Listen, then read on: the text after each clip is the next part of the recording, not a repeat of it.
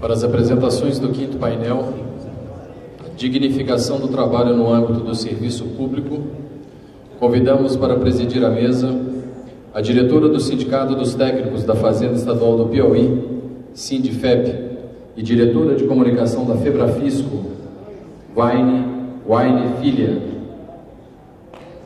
Wilne Filho.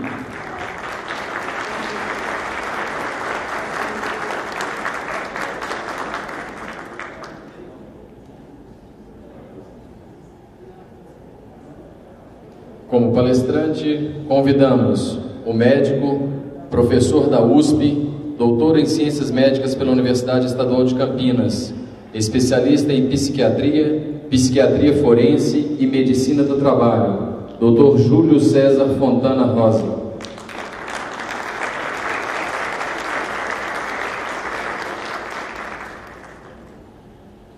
Como debatedores, convidamos o psicólogo, coordenador da Comissão de Combate ao Assédio Moral no Sinjus, Serjusmig e Citraeng, ex-diretor de saúde e instituidor do blog Assédio Moral e Saúde do Trabalho, Dr. Arthur Lobato.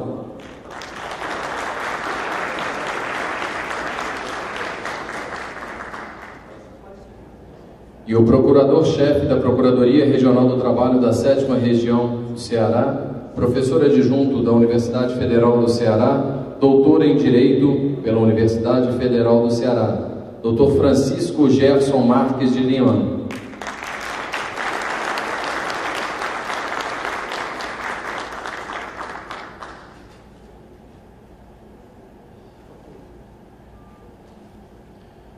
Para proferir sobre o tema Assédio Moral na Administração Pública, passamos a palavra ao Dr. Júlio César Fontana Rosa.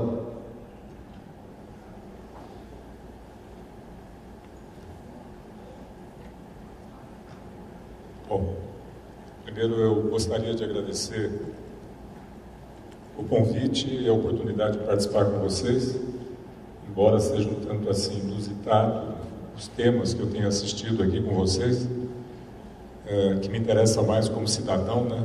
Fiscalizado, mas quando convidado pela doutora Sara, a quem eu quero agradecer, e agradecer os organizadores do evento, na figura da doutora Sara, da Lilian também, que fez um contato comigo, teve toda a paciência para que nos entendêssemos, foi uma oportunidade de trazer para vocês uma experiência que eu vivo bastante como perito judicial. Eu estou lá no fim do problema. Não só no consultório eu lido com pessoas com assédio, mas como lá no fim do problema, como perito judicial avaliando situações de assédio. Deixa eu entender com isso daqui. Esse daqui, aqui. Queria agradecer, como eu já disse, aos organizadores, na figura do Dr. Marcos, da doutora Brígida, pessoas e também dessas duas pessoas com quem eu mantive contato, a Lília, mais uma vez, e a doutora Sara Campos. O que é o assédio? De forma simplificada, eu vou dizer uma coisa para vocês, eu detesto a ideia de slide cheio de coisa. Eu sei que isso não é muito adequado, mas eu não tive como fugir disso em função do tempo que me deram. Eu vou tentar expor e não vou conseguir fugir desse vício, que eu acho que é encher slide de coisa. Tá? Mas é uma forma de abuso de poder, basicamente. Antes de tudo, de algum tipo de poder, por favor. Não é só a autoridade, alguma forma de poder, como nós vamos ver daqui a pouco. E o que ele afeta? Ele afeta a dignidade da pessoa. O que é a dignidade? É uma forma de se comportar que infunde respeito. Você constrói uma história, tá certo? E, portanto, a partir daí, essa história, você entende que merece consideração, portanto, é sua honra. Eu faço uma brincadeira quando eu faço essa palestra, eu estou perto de alguém assistindo, então eu viro, por exemplo, um colega aqui, e digo, o tempo que eu estou aqui fazendo minha palestra é muito sério, o senhor está aí rabiscando, fazendo brincadeiras e tudo mais, e o colega fica todo assustado. Ele não está, ele está prestando atenção, ele está aqui na frente. E o que eu fiz? Eu abusei da minha autoridade nesse momento para ofender uma história que ele construiu aqui dentro. Todo mundo está vendo, ele aqui na frente, prestando atenção, olhando, sério, e eu estou agredindo a isso, abusando desse momento meu. Ah, mas se ele tivesse mesmo fazendo isso? Eu não acho que seria essa a maneira que eu deveria interpelar. São formas de abusar desse poder. Nesse momento, como autoridade que eu estou aqui em cima falando, eu vou abusar disso, né? Então, levando, aí sim, é uma prática que sempre eu acompanho, levando algum tipo de sofrimento psíquico ou mesmo físico do subordinado ou não do subordinado, como nós vamos ver daqui a pouco. Em geral, falamos do assédio, o assédio que nós chamamos vertical descendente, é de cima para baixo, mas você pode ter o assédio dos colaterais, o seu colega de trabalho te assediando de alguma forma. Por isso eu disse no início que não necessariamente o abuso é de autoridade. Pode ser um abuso com outras características. Alguém que percebe uma maneira sua de funcionar e abusa dessa maneira. Por quê? Porque ele se coloca numa condição capaz de te incomodar, capaz de tirar o seu sossego, sua tranquilidade. Tá bem? E tem o vertical ascendente, que é o indivíduo que assedia em grupo a sua chefia, a autoridade. Não é algo raro de acontecer. Nós sempre pensamos na vertical descendente. Capacidade de ser ruim, isso é fundamental. Quando vocês forem discutir, pensar em assédio, lembre-se de uma coisa: nós trazemos dentro de nós todas as possibilidades de bondade e de maldade. Eu lembro disso daqui, O Médico e o Monstro, por exemplo.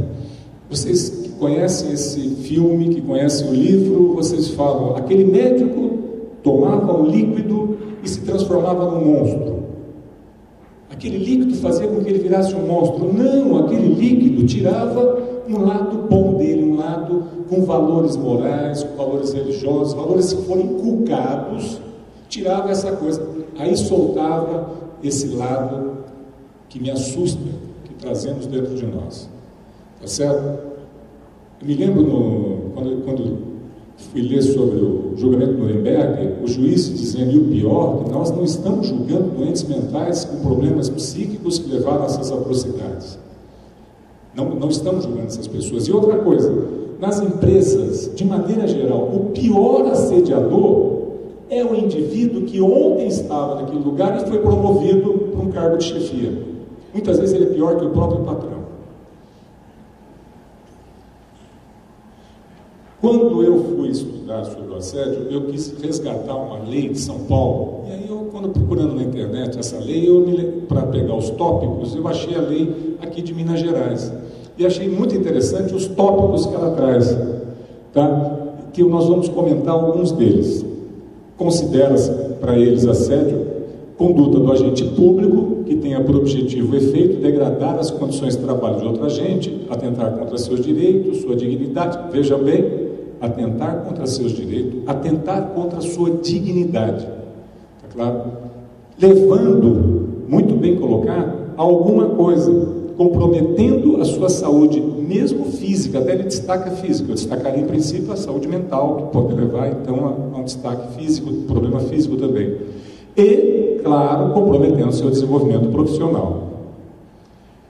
Eu achei interessante os tópicos que eles colocaram. Nós vamos ver que nós vamos ter muitas coincidências com os tópicos de São Paulo, com a lei do funcionalismo público de São Paulo.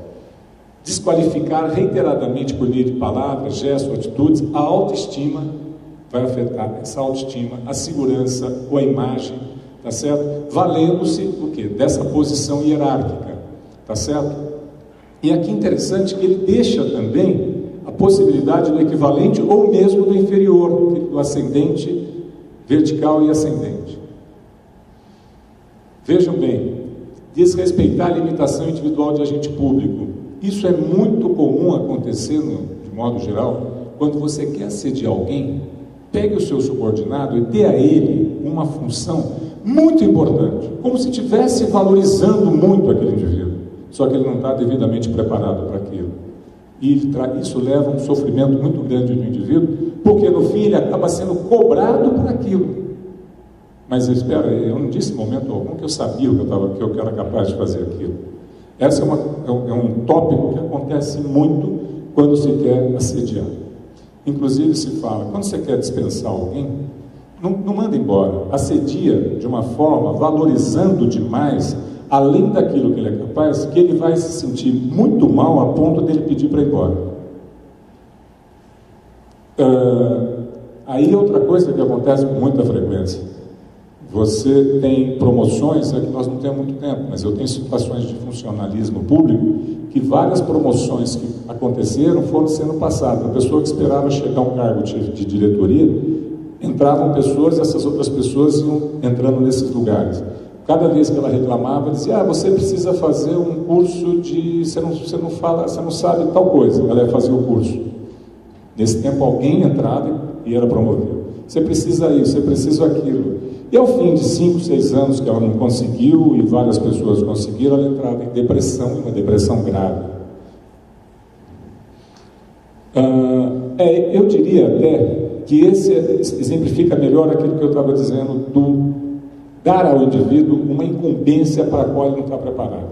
E isso não é uma forma de promovê-lo, é uma forma de diminuí-lo.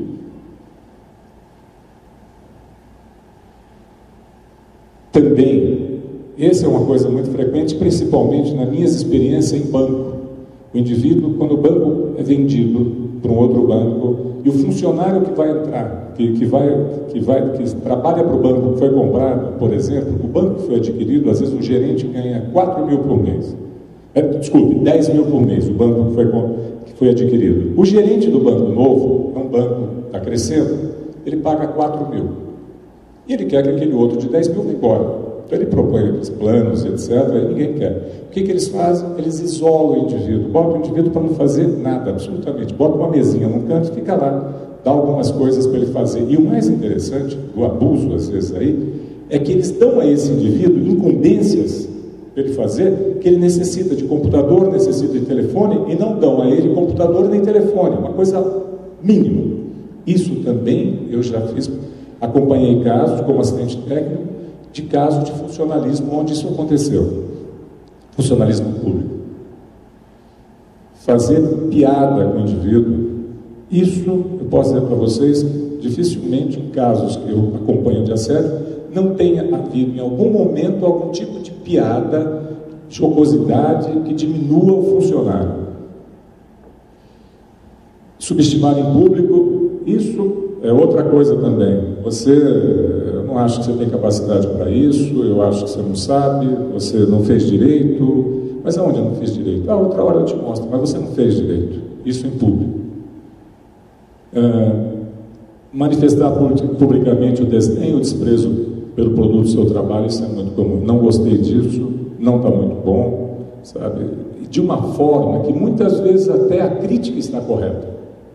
Mas não daquela forma, como eu falei. Não é dessa forma que você vai questionar o trabalho do indivíduo. Ele faz de uma forma teatral que desmerece o indivíduo.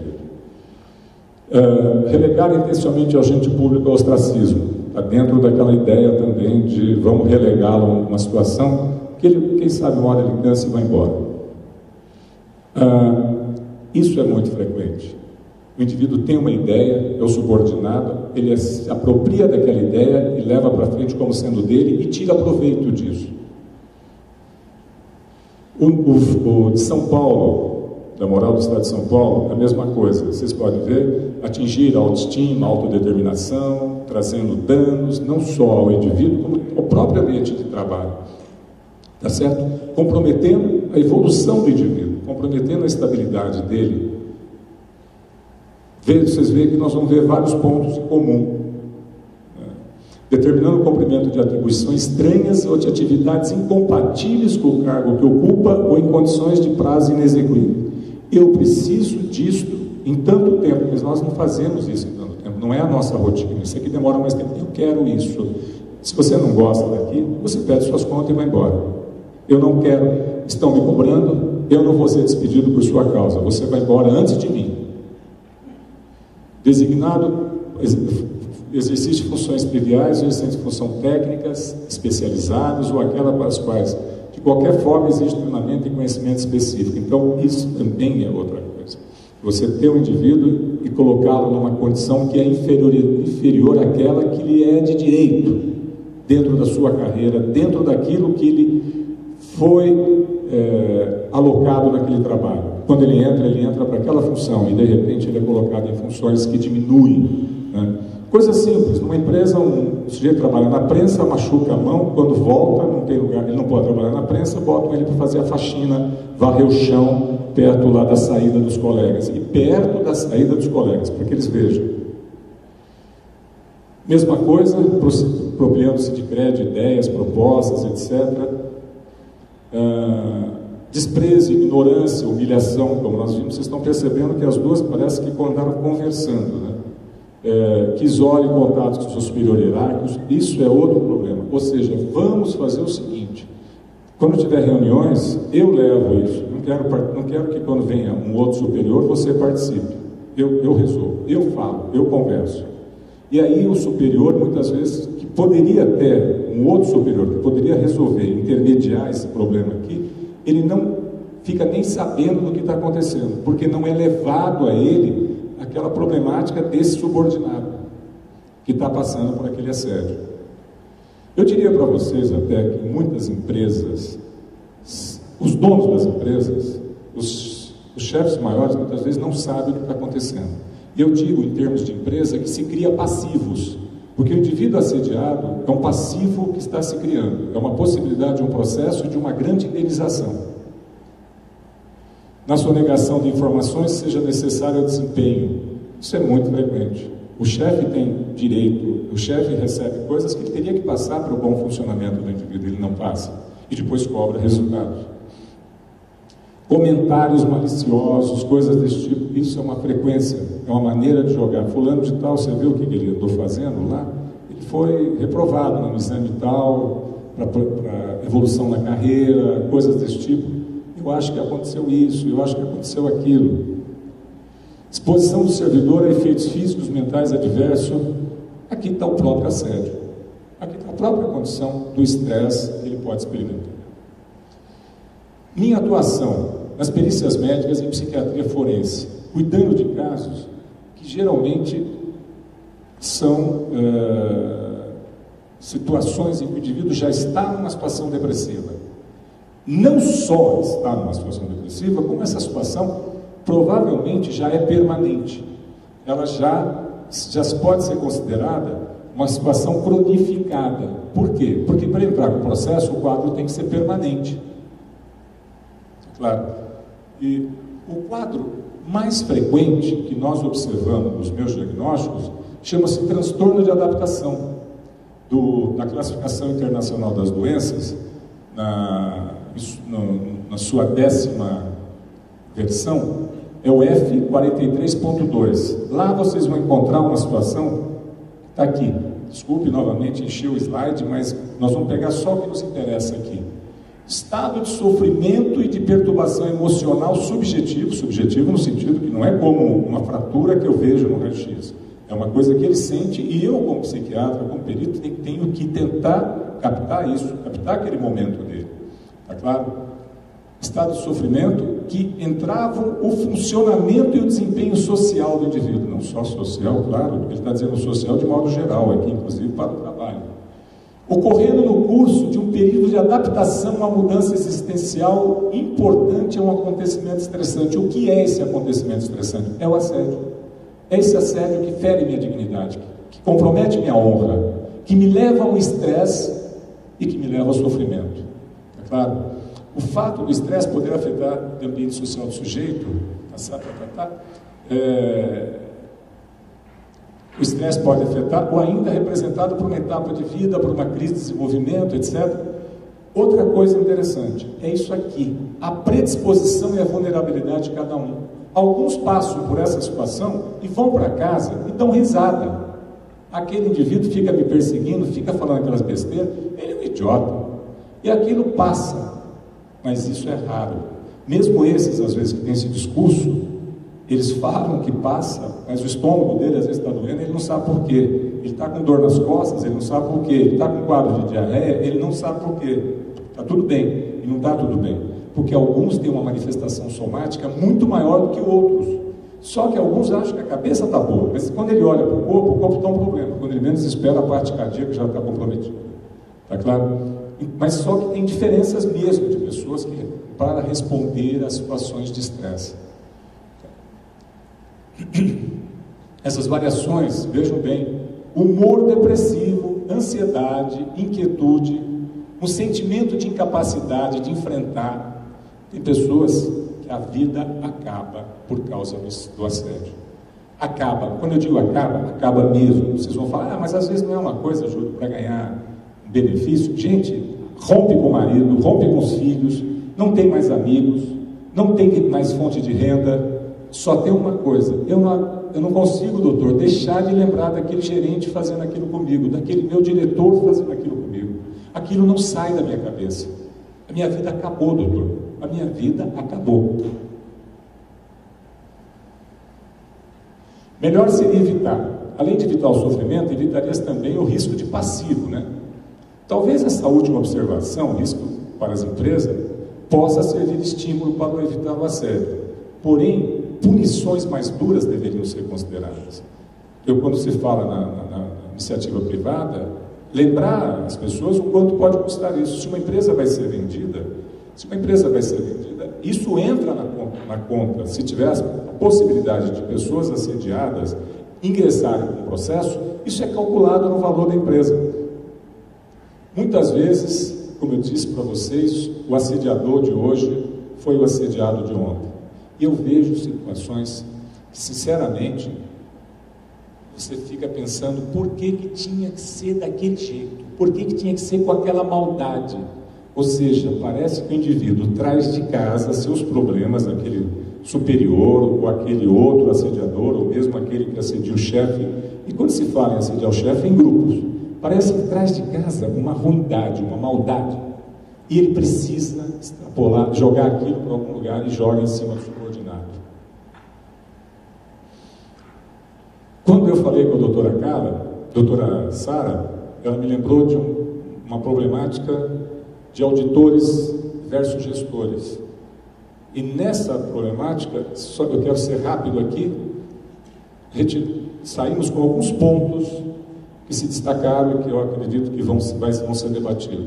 Ela colocava que os auditores conseguiram, me permitiu que eu falasse isso, que os auditores conseguiram, embora tenham o mesmo nível, segundo a doutora Sara, conseguiram os auditores ter promoções e ocupam um cargo de chefias que acabam beneficiando os auditores, consequentemente, uma forma de assédio aos gestores. O que nós tiramos das nossas conversas? Uma retirada de atribuições, desvio de função, porque também colocaram o gestor para fazer atividades de cargo de ensino médio, que não é compatível com ele. Eu prometo para vocês, é o último slide, eu vou parar, porque eu acho que meu tempo nem precisa.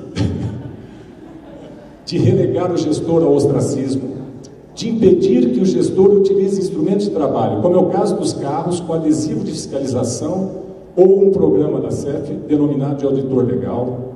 Gratificações de produtividade levam em conta atividades que de fato são feitas pelos gestores, mas que os auditores colocam no sistema informatizado como se fosse deles. Consequências financeiras. Idem, consequências na carreira.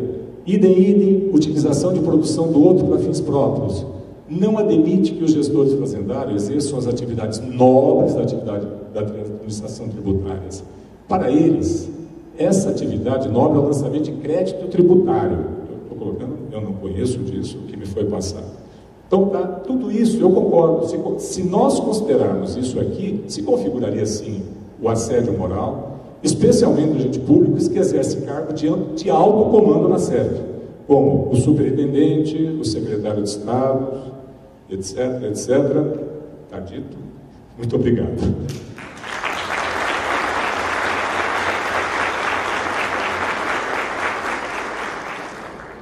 Boa noite a todos. Eu queria inicialmente parabenizar o Dr. Júlio César pela brilhante apresentação e exposição aí do que é o assédio moral.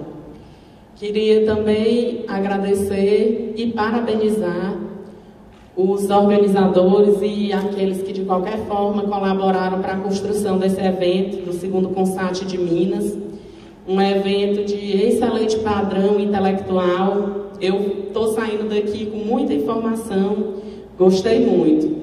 E os parabéns e os agradecimentos são em nome também do Sindicato dos Técnicos da Fazenda Estadual do Piauí. Passo a palavra agora para o Dr. Arthur Lobato. Boa noite, gente. Bom, o Dr. Júlio me deixou muito orgulhoso, porque nós da Comissão de Combate ao Assédio Moral do Sinjus e Sejusmig, na realidade, nós redigimos quase que 90% dessa lei, sabe, doutor? Então, foi um trabalho nosso, e eu queria parabenizar esse trabalho dos sindicatos, porque se nós fizemos a redação, se nós fizemos os estudos comparativos, se nós vimos o que tinha de fraqueza nas outras leis, houve um trabalho político muito grande do Sinjus, do Sejusmig, na articulação com a Intersindical do Serviço Público, quando os três sindicatos, do Legislativo, do Judiciário e do Executivo, se uniram, apesar de todas as divergências, e conseguimos que esse projeto fosse encaminhado pelo Executivo para não cair naquele problema do vício de iniciativa, né? Portanto, a nossa lei aqui é regulamentada e vale para todos nós, assim, todos vocês, né, que são funcionários. Eu gostaria também de aproveitar esse momento e de pedir à diretoria do Sinfaz uma moção de apoio para o Sinjus, porque não sei se vocês sabem, o coordenador-geral do Sinjus, o Robert, que é uma grande pessoa, num debate na Rádio Itatiaia ao vivo, o representante da Associação dos Magistrados perdeu a cabeça, ameaçou de processar ele, ou seja, mais uma vez estamos vivenciando a criminalização do movimento sindical. E eu já começo o meu debate, já que o doutor Júlio deu como se diz, fez um bom aqui alicerce para nós, fazendo mais uma denúncia que afeta todos vocês. Aconteceu agora, por causa desse congresso, um assédio institucional e impedimento de atividades sindicais. Se num primeiro momento houve um acordo que haveria liberação das chefias para que vocês pudessem participar aqui, no segundo momento veio uma contra-ordem e na base da coerção, muitos chefes falaram para as pessoas, além de não vir, que elas não poderiam vir para cá nem no sábado nem domingo, o que caracteriza o máximo de um autoritarismo, de uma coerção, de impedir aquele que quer aprender um pouco mais, de valorizar o sindicato, de exercer o que é o seu direito, que é a defesa dos seus interesses enquanto categoria. Então eu vejo que nesses dois exemplos aqui, nós no movimento sindical temos que ser fortes, porque apesar de eu ser psicólogo, o meu projeto chama-se Saúde do Trabalhador, e a saúde do trabalhador é um projeto em que a participação do sindicato é essencial. E na questão do assédio moral, é sempre bom a gente colocar que são uma questão da repetição de atos sistematizados com intencionalidade de prejudicar. E eu conversando também com a diretoria, o que nós vimos que vocês aí sofrem? Abuso de poder, humilhação, desqualificação do trabalho, coerção, vigilância excessiva, menosprezo do trabalho de vocês com as palavras: ah, isso é fácil, o computador faz sozinho, qualquer pessoa faz. Isso vai afetar o quê? Uma queda da autoestima, trazendo mágoa, revolta, pensamentos obsessivos, insônia, uso de drogas ilícitas, ansiedade, depressão e até mesmo quadros que podem variar para a ideação suicida. Sobre o projeto neoliberal do Estado mínimo, livre mercado, privatização, acho que já foi muito bem falado, mas é importante que o assédio moral surge também com esse processo de globalização. Por isso, os sindicatos hoje têm que ter na política de saúde do trabalhador uma norma de prevenção e intervenção para que impedir que o assédio moral continue acontecendo. Então, o que acontece na questão do assédio moral? Vocês podem me perguntar: tá, mas eu não estou entendendo direito, como é que a pessoa adoece? Então vamos pensar uma palavra aqui: humilhação. Quem que nessa sala nunca foi humilhado? Todos nós já fomos humilhados. E qual que é a sensação que a gente tem? Porque a humilhação é mais que uma palavra, nós vivenciamos essa palavra. Quando a gente é humilhado, geralmente a gente quer esconder o que aconteceu, a gente não quer que ninguém saiba, fica com aquela mágoa, fica com aquela revolta, e é isso que vai dar o mal-estar que a gente chama, o mal-estar psíquico, o mal-estar emocional. Você vê aquela pessoa que te humilhou, você tem um ataque cardíaco, só de pensar em trabalhar você já começa a passar mal. Por quê? Porque o assédio moral é isso, é um inimigo invisível.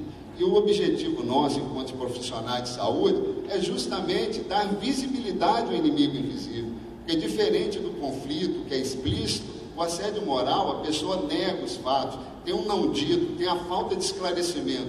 E todos nós somos seres de sentido. é o sentido que dá orientação à nossa vida, ao nosso trabalho. Então nós temos que entender por que está acontecendo aquilo. E o objetivo do assédio moral é justamente isso, adoecer a pessoa. E os estudos que nós temos feito, que eu tenho trabalhado no serviço público tem muitos anos, é que o trabalhador de serviço público adoece mais. Por quê? Porque ele não pode, igual na iniciativa privada, trocar de empresa. Se hoje uma pessoa de 30 anos já está descartável no mundo do trabalho, como é que um funcionário público que trabalha 20 anos, já está com 40 anos, vai sair de um trabalho que lhe dá estabilidade para continuar o seu trabalho começando do zero? A própria família vem, não, você aguenta mais um pouquinho, você tem que aguentar. E esse aguentar, chega uma hora que a pessoa não suporta mais. E quais são as saídas, assim, os grandes casos clínicos, assim? Seriam a depressão, a ansiedade, né, coisa chamada de síndrome de pânico, e a ideação suicida. O projeto de saúde do trabalhador, a gente luta pela prevenção da saúde e pesquisar também sobre os efeitos do trabalho no mundo globalizado sobre a saúde do trabalhador. Porque se teve um avanço no mundo do trabalho, com a tecnologia vindo para dominar, para controlar, você agora tem que estar online 24 horas, você leva seu serviço para casa, aquele negócio lá, os aplicativos que te acordam a hora que quiser, nós temos que então entender o que está acontecendo nesse mundo do trabalho. E como a gente sabe que todo Estado, toda a sociedade é pró-capital, cabe aos sindicatos encampar essa luta do trabalhador. Nós temos que ter a saúde como o nosso bem máximo. E é por isso que a prevenção é importante, porque nós temos que trabalhar nas 3 áreas. A prevenção primária, a prevenção secundária e a prevenção terciária. Na prevenção primária, nós vamos estudar as fontes do problema. Na secundária, fazer pesquisa para ver onde continuam os problemas. E a terciária é justamente o atendimento das pessoas que chegam na clínica do Dr. Júlio, totalmente desestruturadas, sendo que no Brasil a tendência dos médicos, com todo respeito, doutor, é que desvincular o que aconteceu com aquela pessoa com o trabalho, né? Então, o que nós queremos, além de tudo, nesse momento aqui? Nós temos que entender que no assédio moral não há um reconhecimento do outro enquanto ser humano, enquanto profissional que tem um saber adquirido no dia a dia do seu trabalho. Se você, trabalhador, que faz a sua atividade, não puder numa reunião, dar uma opinião, como aquele serviço vai ser bem feito, e ter que ouvir, não, você vai fazer do meu jeito, porque eu sou o chefe, porque eu estou mandando. Tá, você fica calado, você está introjetando aquilo. E o doutor Júlio falou uma coisa muito séria, porque todo assediado, ele acaba sendo assediador, sabe onde? Na sua própria família. Já que ele não pode xingar o chefe, já que ele não pode brigar com a pessoa, ele vai brigar com a esposa, com o esposo, com os filhos, com os amigos. Então o assédio moral, ele começa no trabalho, entra na família e altera toda a sociedade. Porque se a gente for pensar nas licenças, nos pensamentos, ideações suicidas, no trabalho que vai dar isso depois para a Previdência, para a família, no caso inclusive do suicídio, né? Nós temos que entender a questão do poder, porque em todo assédio moral perpassa a questão do poder, do autoritarismo, da humilhação, da desqualificação. E, por exemplo, também, vocês aí realizarem todo um trabalho sensacional e tudo, chega na hora, chega seu chefe que não fez nada, ele que vai dar entrevista como se ele fosse um grande responsável. Ô, gente, isso dói. A falta de reconhecimento do nosso trabalho é isso. A gente quer ser reconhecido, a gente quer ter um sentido. Uma coisa, pô, valeu, isso aí foi boa. Nossa, aquela ideia que você me deu foi muito melhor. Falta então o que essas chefias? Humildade, porque eles são prepotentes. E por que eles são prepotentes? Porque eles são recrutados através do recrutamento amplo, cargos comissionados. Eles estão lá não por causa do interesse público, mas por causa de interesses políticos e empresariais. E é esse o conflito que vocês sofrem. Porque a vítima de assédio moral é alguém que é competente, que é questionador. E esse é o primeiro alvo para servir de exemplo. Um profissional que tem uma tradição de anos e anos no trabalho, né? Então, quando nós somos humilhados, nós não queremos que os outros saibam. E qual é o sentimento principal? Vergonha, raiva, culpa, mágoa. Isso é que vai começar a trazer o adoecer mental e emocional. Porque a pessoa ela tem que conversar isso. Por isso que o núcleo de saúde do trabalhador é importante. E o sindicato veja a luta política da saúde do trabalhador. Já está terminando o tempo, né? Então, ninguém falou nada, mas eu já vou terminando aqui. Então, o que acontece? O pior de tudo no assédio, gente, é que com o passar do tempo, a vítima se sente culpada. A vítima se sente culpada, igual a moça que é estuprada, e depois o estuprador fala, não, mas se ela não saísse com aquela roupa, se ela não fosse tão insinuante, ou seja, a vítima se transforma em culpada. E essa introjeção do assédio moral, essa falta de sentido, a pessoa, quando adoece, aí cai.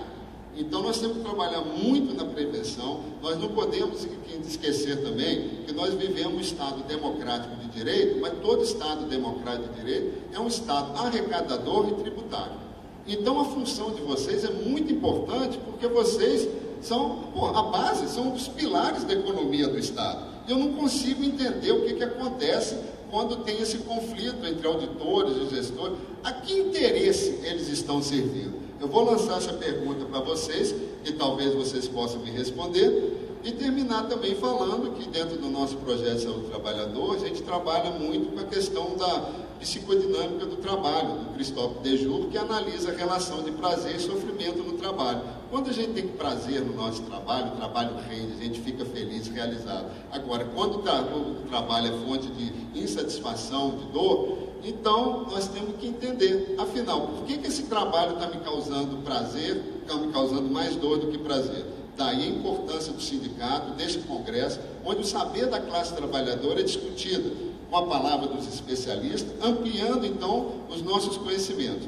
E só para terminar, eu gostaria de dizer que o assédio é diferente do estresse, apesar de apresentar alguns sintomas, porque no estresse, retirando o excesso de serviço, a tendência é você diminuir. E também é diferente da síndrome de burnout, né? Quando a pessoa trabalha até a exaustão, que é uma opção da pessoa, achando que assim ela vai se dar bem. E o que adoece realmente, gente, é a falta de sentido, é a humilhação, é o não dito. Isso que cria os pensamentos excessivos. E garantir os direitos e a saúde do trabalhador para um serviço público de qualidade é um dever de todos nós. E não podemos esquecer que o grande gangster Al Capone, ele não foi preso por causa dos crimes horríveis que ele cometeu. Ele foi preso por causa de sonegação fiscal. Foi pessoas igual vocês que estiveram do lado do Eliot Ness e ajudaram a combater esse grande crime, que hoje se chama crime organizado. Muito obrigado a todos e minha contribuição.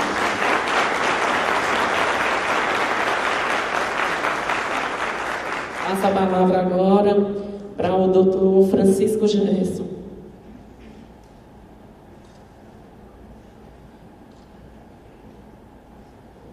Esse aqui está mais fácil. Bom, cumprimento a todos e a todas. A esta mesa, cumprimento a pessoa de sua presidenta, Teresina. Parabenizo aqui meus dois antecessores desta mesa também. Agradeço a doutora Sara pelo convite que me fez. E cumprimento o auditório em especial na pessoa do Dr. Joelso, porque eu tenho uma grande estima e admiração. Dr. Joelso, receba meu abraço aí no auditório, depois eu darei pessoalmente. Bom, tratar do assédio é um tema muito amplo, e a cada vez que se vai ingressando nesse tema, se vai percebendo que ele tem muitas outras vertentes. Lamentei muito aqui que o meu colega antecessor de mesa tenha falado a respeito do que ocorreu recentemente, né, para esse congresso na ambiência sindical, que reflete uma conduta antissindical, impedir pessoas sindicalistas, funcionários, trabalhadores de vir participar de um congresso desse. É lamentável que em pleno século XXI a gente ainda se depare com uma conduta tão tosca quanto essa. E essas condutas ferem, sem dúvida nenhuma, a democracia.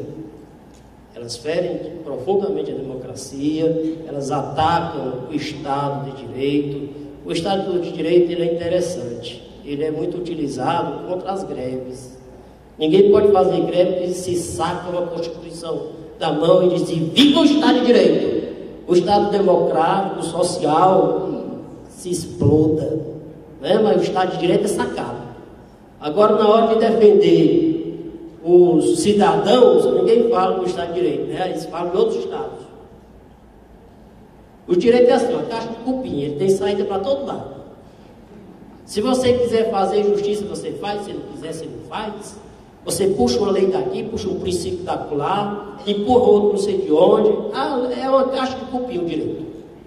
Então, quando eu vejo uma decisão, aqui, ainda nem entrei no mérito do tema, mas é porque eu me empolguei muito a esse respeito, eu lido muito de perto, direito sindical, mas quando a gente vê uma decisão, uma canetada liminar, mandar todo o trabalhador, seja da iniciativa privada ou da iniciativa pública, para retornar ao serviço, porque está ofendendo o Estado de Direito, dá assim uma dor no coração, porque os outros requisitos não são analisados e às vezes a causa daquela paralisação, daquela greve, é uma causa muito maior, às vezes é o salário atrasado, às vezes é a má condição de trabalho, às vezes é o assédio que está ocorrendo dentro do serviço que impeliu os trabalhadores a irem a fazer as manifestações.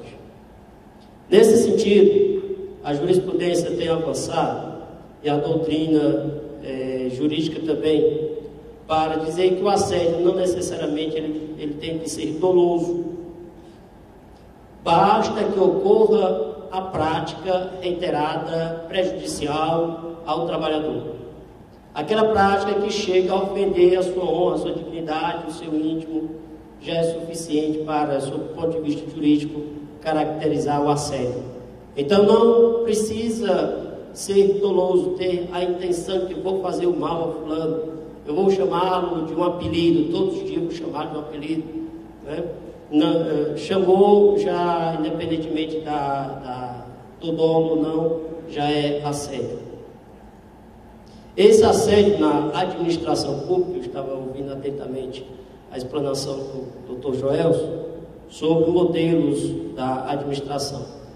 E na realidade os assédios cresceram bastante no atual modelo administrativo. A administração hoje é muito diferente da administração anterior no que se refere à gestão em si. E há toda uma tentativa de várias fontes em reduzir os poderes da administração, reduzir as funções públicas. Se pudessem, terceirizariam tudo, até a exação fiscal. E nós estamos passando por uma onda de terceirização muito grande, e quanto mais terceirizados, mais assédio também, mais cabide de emprego. Essas pessoas que têm cabide de emprego, às vezes são pessoas indicadas por vereadores, às vezes por prefeitos, por governadores, deputados, às vezes tem aqueles nichos, e essas pessoas são muito fáceis de serem assediadas. E um dos tipos de assédio que mais ataca essas pessoas é o chamado assédio político, porque são pessoas fragilizadas que tendem a atender a coações políticas. E essas coações podem definir uma eleição e, portanto, comprometer a democracia. Essas práticas abusivas eleitorais, elas são proibidas pelo Código Eleitoral, pela legislação eleitoral. É interessante, ao contrário dos outros tipos de assédio, a administração pública agora, de vez em quando o Estado, o município, vem regulamentando o assédio no âmbito da administração pública. Mas, de um modo geral, nós ainda não temos uma lei federal para tratar do assédio. E agora, ao contrário do assédio amplo, o assédio político ele tem legislação específica. A legislação eleitoral, em diversos momentos, veda qualquer prática abusiva eleitoral pelos candidatos, pelos partidos políticos, por quem quer que seja que comprometa a livre manifestação de vontade, a livre manifestação de voto. E algumas categorias são mais fáceis de ser atacadas. Eu citei uma delas, a categoria dos terceirizados, mas também toda forma de contratação sem concurso público, aqueles cargos que permitem a contratação pela mera indicação. Essas indicações nós sabemos que são indicações políticas. Essas pessoas às vezes entram na administração pública sem ter necessariamente o compromisso com a administração, porque na realidade muitas vezes é o cabide de emprego também, às vezes são até pessoas que provêm da atuação política, aí não conseguiu mais se inserir no meio político, acabou saindo, e aí, para não ficar desamparado, se arranja um cargo para essas pessoas, uma chefia e uma repartição pública. E às vezes também essas pessoas têm alguns compromissos que não são os compromissos mais éticos de uma administração. Nós somos poder público, nós temos uma função diferente, nós temos uma eticidade. E no caso, então, dos auditores fiscais de um modo geral, eles têm uma responsabilidade muito grande, porque depende do funcionamento da máquina administrativa, depende muito do tipo de trabalho que é desenvolvido pelos auditores. Agora, como é que esses auditores estão trabalhando? Qual a condição de trabalho que a gestão, que a administração pública propicia? Né? Nós estamos passando por um momento de desmonte da máquina pública. Esse desmonte não é nada assim casual, não. Esse desmonte é proposital. É o enfraquecimento das entidades coletivas, é a proibição de se fazer greve, é a terceirização campeando cada vez de modo mais amplo, e as restrições, aquelas atividades que são tidas como atividades fins do Estado, vão sendo restringidas mais e mais. Hoje em dia, o que se tem de atividade fim do Estado é uma atividade muito pequena, muito minúscula sim, para dizer, olha, para usufruir dos benefícios de uma administração pública, do poder público, só são atividades fins do Estado, aí se tem um rol pequeno. Mas para que haja qualquer uma impossibilidade de paralisação, por exemplo, essas atividades elas são ampliadas. Basta relembrar uma decisão do Supremo Tribunal Federal que proibiu fazer greve de servidor público de um modo geral. Polícia Civil, Polícia Militar, exação fiscal, oficiais de justiça, qualquer funcionário que porte arma, isso aí não pode fazer greve porque é atividade fim do Estado, para efeitos da greve. Como o tempo aqui em Minas Gerais corre mais rápido do que nos outros estados, só pedir permissão a vocês para lerem aqui, por exemplo, algumas situações em que constatei que, de fato, existe esse tipo de assédio, um assédio político. Eu me lembrei muito do assédio político porque já estava ciente de que meus dois antecessores tratariam muito bem do tema do assédio.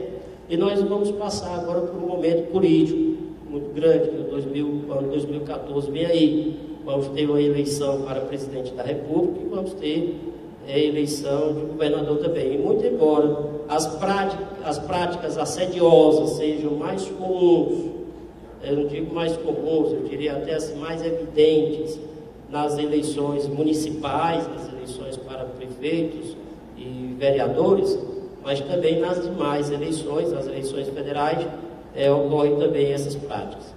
Então, por exemplo, exigência de contribuição eleitoral, às vezes isso acontece até como condição para que os servidores públicos se beneficiem de algumas vantagens internas, as diárias, algumas viagens, né, por exemplo.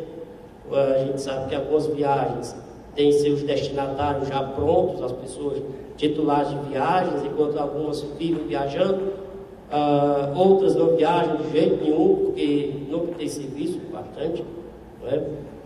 Diretores de escola, normalmente são muito assediados também, diretores de escola, para fazer campanhas políticas dentro das escolas. Estou falando aqui de escolas públicas, às vezes exigência de abaixo assinado, dando uma manifestação de apoio ao candidato A ou ao candidato B, a proibição de funcionário, às vezes, de discutir política dentro da repartição pública, a não ser em favor de um candidato A ou candidato B, e a repartição pública tem que ser democrática também, então todo mundo pode muito bem discutir o seu entendimento ideológico, não há nenhum impedimento, essas práticas impeditivas constituem assédios políticos, são recrimináveis e, portanto, além de nulas, elas ensejam sanções as mais variadas, desde sanções administrativas, sanções penais, sanções civis, reparações e também possuem consequências eleitorais.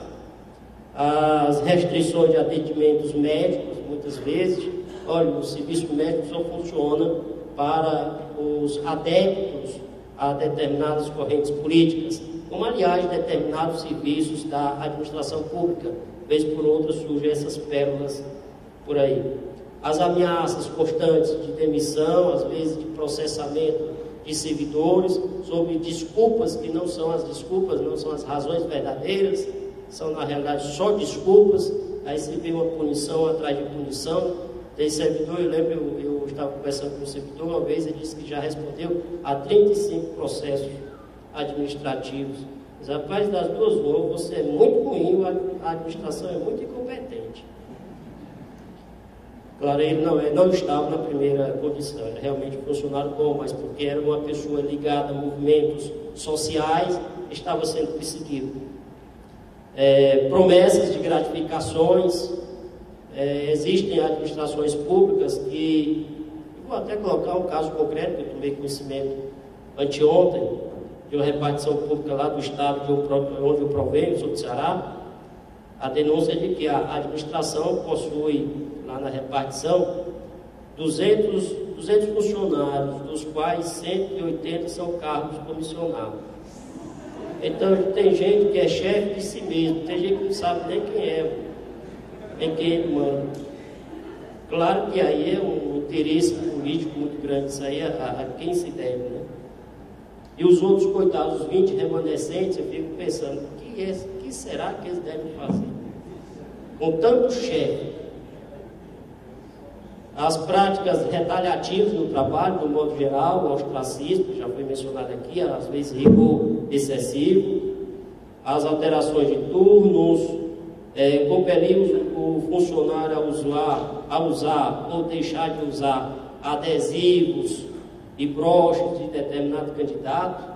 Às vezes o partido político diz assim, olha, na administração pode até usar o broche do partido tal. Não, se for do outro partido não pode usar não, porque tal. Nós temos um entendimento de que não vamos entrar em política, mas o do fulano pode.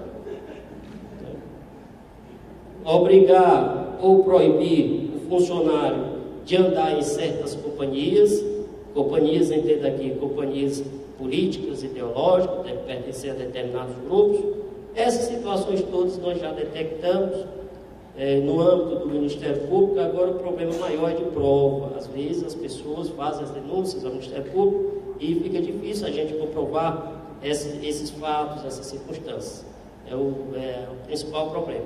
Mas como o problema está sendo discutido agora, então esperamos que as próximas denúncias venham mais abalizadas e estamos trabalhando nisso.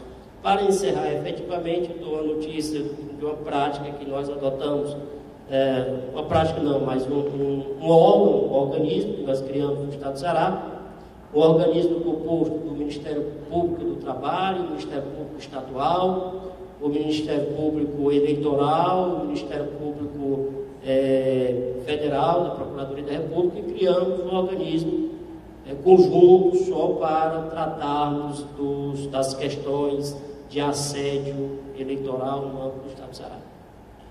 E com isso eu encerro minha participação, agradecendo mais uma vez. Muito obrigado.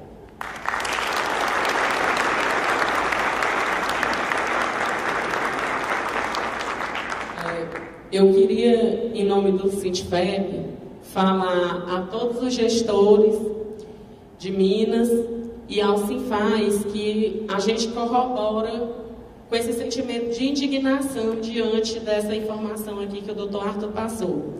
Isso já aconteceu no Piauí, eu acho que já se repetiu em todos os estados, essa questão de quererem minar a nossa união, porque quando a gente se une para um fim, e o nosso fim aqui, no caso, seria a união, a unicidade de toda a administração tributária, né? Não seria só dos gestores. Mas quando a gente se une, isso incomoda. Então, fica aqui o meu desabafo aqui, que eu corroboro com vocês, o sentimento da gente é de indignação igual ao de vocês. E também dizer com relação ao assédio moral, diante aqui de tanta exposição, das belíssimas exposições aqui, que cada um de nós é um vigia do que acontece ao nosso redor. Que nós devemos denunciar quando a gente vê qualquer coisa que está acontecendo de errado, que a gente não pode ser omisso, ser passivo, porque não é com a gente. Hoje não é, mas amanhã pode ser que venha a ser a gente a vítima, né? Obrigada aos palestrantes. Vou passar para o doutor Júlio. Eu queria fazer um comentário sobre esse impasse que eu estou vendo que nós temos aqui com relação a auditores e gestores. Só antes eu queria fazer mais uma vez me desculpar por ter passado uma série de transparências e etc. Não é meu costume é passar menos, de comentar.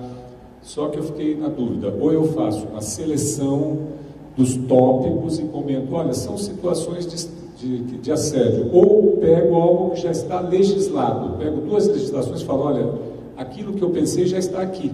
Então, por isso, vocês me desculpem isso. Mas o que eu quero falar é o seguinte, se vocês, gestores, estão muito preocupados com esse problema, e eu acredito que estão, a pergunta que eu faço, o que vocês têm feito em termos de detecção de problema entre vocês por causa disso? Tá certo, pela Sara, que eu estou perguntando? Pessoas que já foram para tratamento, colegas, o colega psicólogo, quando ele fala de que os médicos não detectam o problema, muitas vezes, nossa, eu falei isso para minha filha faz medicina, eu falei, filha, vocês têm que aprender a fazer anamnese ocupacional. Nós não sabemos. Nós tratamos uma pessoa por anos e anos e até que um dia você fala, pera um pouquinho, me conta um pouco do seu trabalho. Aí você fica surpreso, nossa, então aquilo que eu estava procurando eu achei agora, mas eu não sabia de onde vinha tanto problema, né? Então eu tenho certeza de que, eventualmente, essas pessoas que estão passando por esses problemas, que ao procurar um médico, encontrem lá uma guarida no sentido de registrar isso. Mas vocês têm um problema muito maior.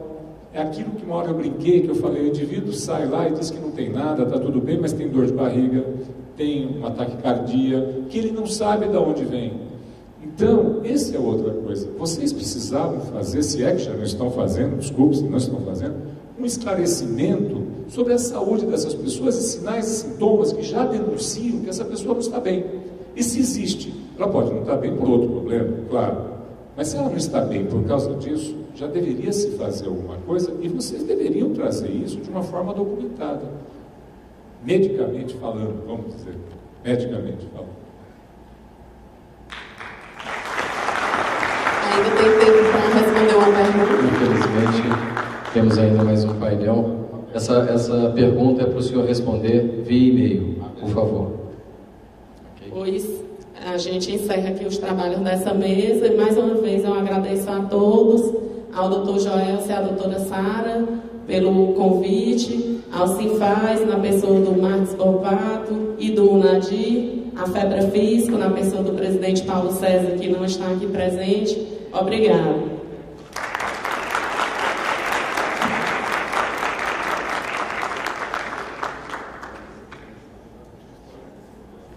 Para o quinto painel, a dignificação do trabalho no âmbito do serviço público, convidamos para presidir a mesa o diretor-presidente do Sindicato dos Servidores da Secretaria de Estado da Fazenda e Coordenação da Receita do Estado do Paraná, Dr. João Pedro Pereira Neto.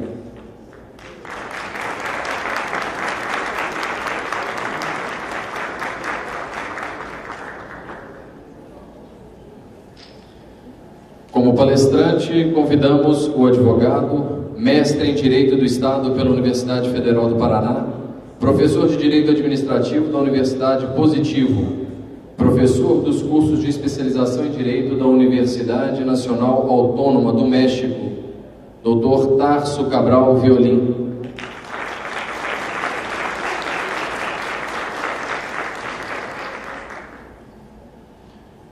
Como debatedores, convidamos a mestre em Filosofia do Direito, doutora em Direito do Trabalho, e professora adjunta da Universidade Federal de Minas Gerais, doutora Daniela Muradas.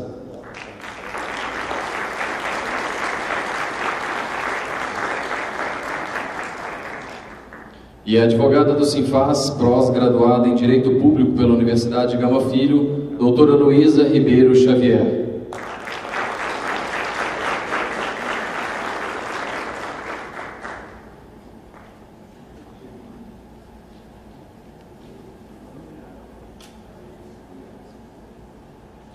Boa tarde a todos.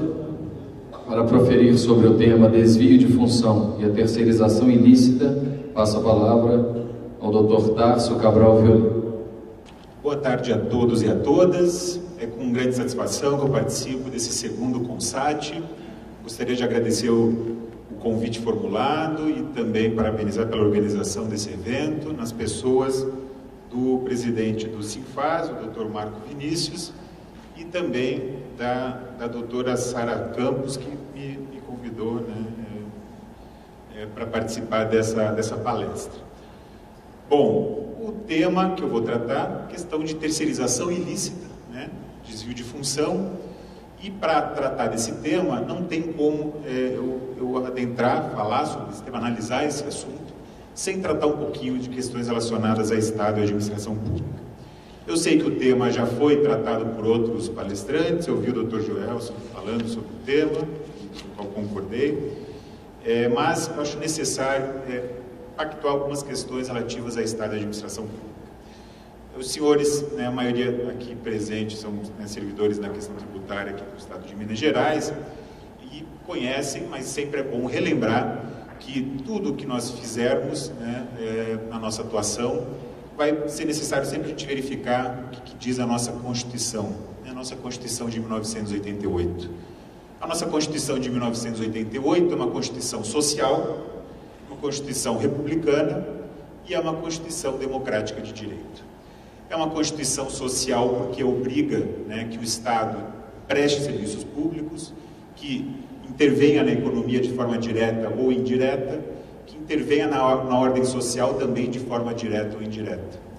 É uma Constituição republicana com a ideia de buscarmos, o Estado brasileiro buscar a questão de coisa pública, a questão de atendimento do interesse público contra patrimonialismos, corrupções, nepotismos, clientelismos que existem desde 1500 no nosso Brasil. Também, claro, uma Constituição democrática de direito, democrática no sentido de democracia não só representativa, de podermos escolher nossos representantes, mas também dessa ideia de democracia participativa, né? E isso a gente está construindo, principalmente nesse período de pós-ditadura militar, pós-golpe de 64 e depois de redemocratização a partir da década de 80. Bom, mas também é necessária a questão da democracia participativa, né? Que foi tratado aqui também por outros palestrantes, a necessidade de que nós tenhamos em mente e que a gente aprimore a nossa democracia, né? O professor Celso Antônio Bandeira de Mello disse que a gente ainda está numa democracia formal, né? Nós estamos ainda construindo a nossa democracia, talvez cheguemos um dia na democracia substancial. E para isso é necessário a existência de um controle social mais efetivo, né, e de uma participação maior da população, a fiscalização e também na tomada de decisões na administração pública e nos assuntos de interesse público relacionados ao Estado. E, claro, nossa Constituição também é uma Constituição democrática de direito, no sentido de que existem poderes que vão se controlar e também vão ser controlados pela população, pela sociedade, para atendimento dos direitos fundamentais. Essa Constituição é de 1988, uma Constituição para o direito relativamente recente. Essa Constituição ela também prevê o quê? Uma administração pública profissionalizada, uma administração pública no sentido weberiano, no sentido burocrático, né, weberiano, não a burocracia no sentido pejorativo da palavra, mas burocracia no sentido de que a administração pública tem que ter servidores profissionalizados, tem que fazer procedimentos para atendimento de princípios da administração pública, como concurso público, licitação. Então é uma administração pública realmente que tem que ser organizada. Isso já está lá na Constituição desde 1988. Claro que a gente teve constituições passadas também com o início de burocracia weberiana, desde o período Vargas, mas a nossa Constituição de 88, que realmente é uma Constituição que fixou todos esses ditames sociais e de administração pública profissional. O problema é que no Brasil, em 88, a gente tem uma nova Constituição e 2 anos depois surge forte no nosso Brasil algo que já vinha em países cêntricos na década de 70 e 80, que é o chamado neoliberalismo gerencial. Isso veio forte na década de 90 no Brasil, né? E o problema é que a gente, em vez de aplicar e fazer, né, acontecer a nossa Constituição Social de 88, 2 anos depois, esses ideais neoliberais gerenciais começam com uma ideia de mudar a Constituição, de desrespeitar muitas vezes a Constituição, né, de dilapidar as conquistas da nossa Constituição de 88. Então, antes da gente tentar implementar, de fato, uma administração pública profissionalizada, antes da gente tentar, de fato, implementar um Estado do bem-estar social, né, nós tivemos esse período da década de 90 que até hoje influencia a nossa administração pública brasileira, às vezes de uma forma mais radical ou menos radical, dependendo da ideologia de cada governante, mas na maioria dos nossos governos, seja no âmbito federal, estadual ou municipal, nós temos ainda influência desse chamado neoliberalismo gerencial. Por que eu estou falando de tudo isso? Porque o tema da palestra é terceirização, e terceirização ilícita muitas vezes, né? Terceirização, a gente pode fazer uma divisão de terceirização no sentido amplo e terceirização no sentido estrito. Terceirização no sentido amplo ou estrito é a mesma discussão parecida com a privatização em sentido amplo e privatização no sentido estrito. Privatização em sentido amplo ou terceirização em sentido amplo, tanto faz, é qualquer situação em que a administração pública repassa para a iniciativa privada algum tipo de responsabilidade, algum tipo de parceria, algum tipo de contrato, convênio, etc. Isso é terceirização ou privatização em sentido amplo. Então, uma concessão de serviço público, uma PPP, né, uma parceria público-privada, uma parceria da administração pública com o terceiro setor, ou um contrato de gestão com uma organização social, que no meu entendimento é totalmente inconstitucional, mas isso é uma outra discussão, a gente não vai entrar nesse assunto aqui, infelizmente.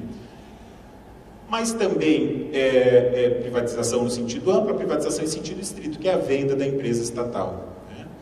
E também a privatização em sentido amplo, as terceirizações em sentido estrito. Terceirização em sentido estrito, que é o que a gente normalmente chama de terceirização propriamente dita. As terceirizações são, então, as contratações, né? A administração pública celebrar um contrato administrativo para contratar normalmente serviços, né? Prestação de serviços de um particular. Essa contratação, por si só, ela não é ilícita, ela não é inconstitucional.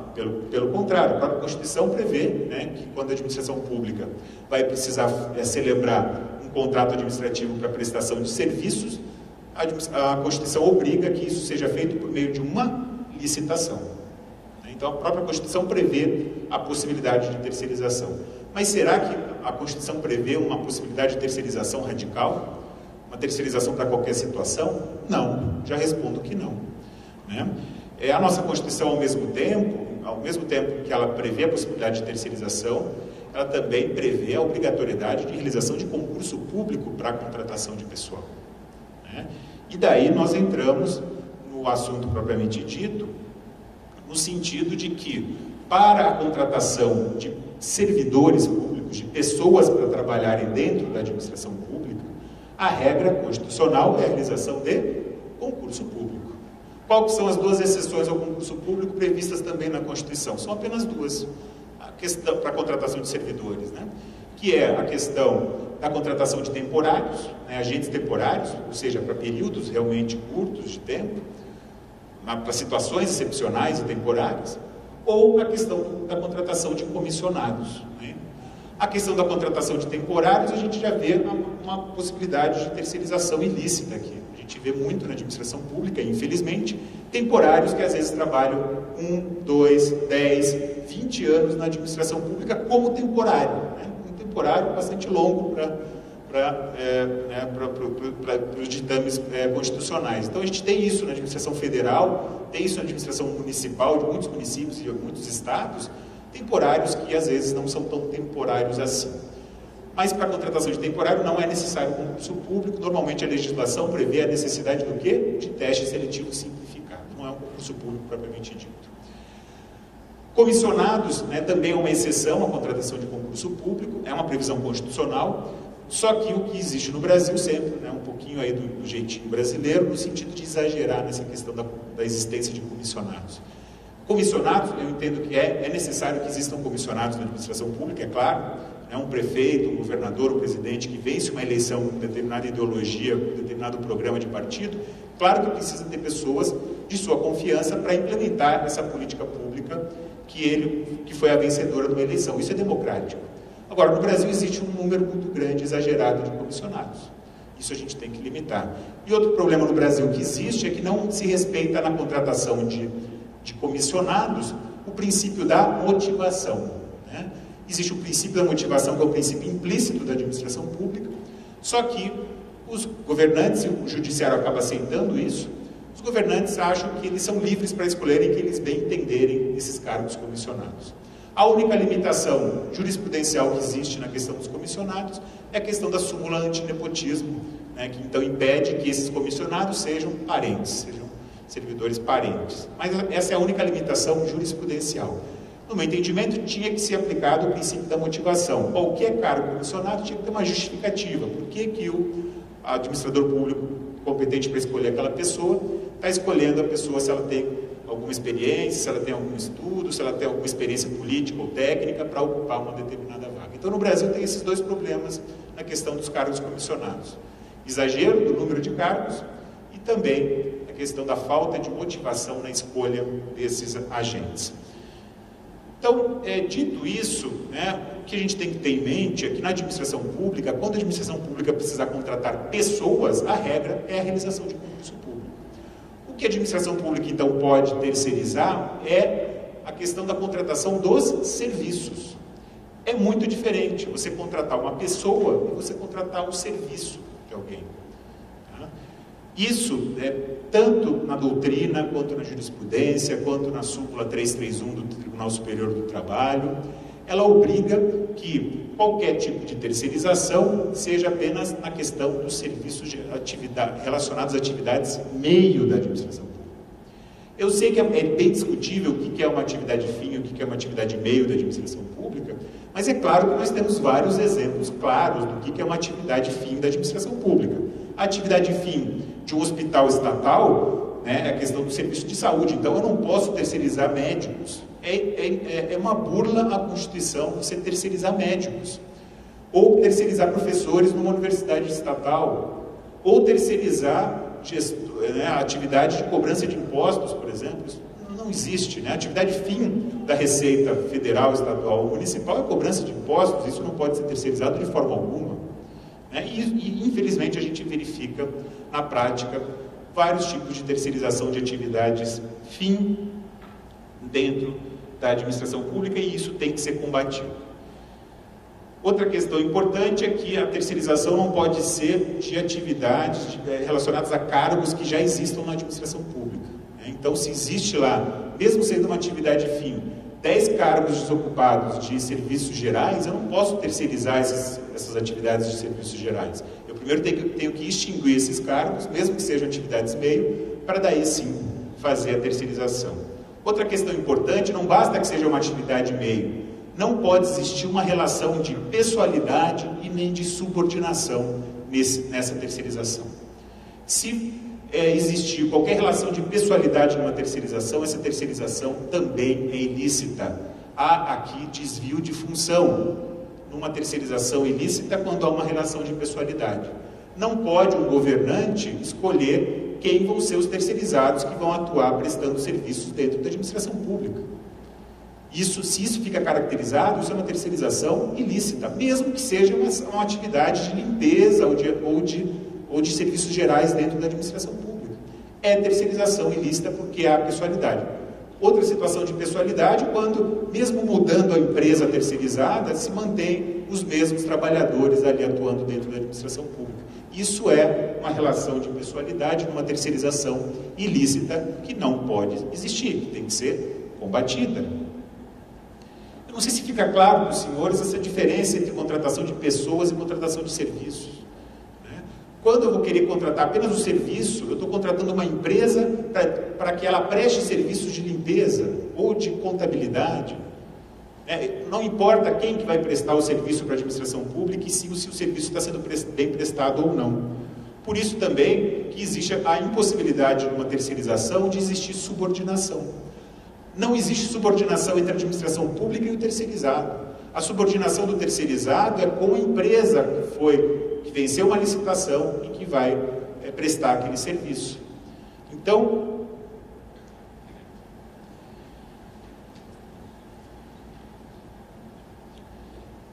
essa questão é bastante séria e isso tem que ser bastante fiscalizado pelos órgãos de controle, né? E também pela população e também pelos próprios servidores. Então, tem que existir um controle social, tem que existir um controle maior do Tribunal de Contas, do próprio Ministério Público, e o controle interno realizado pela administração pública é necessário nessa questão das terceirizações ilícitas. O fato, eu não vou entrar em detalhes, talvez isso seja analisado pelas nossas debatedoras de hoje.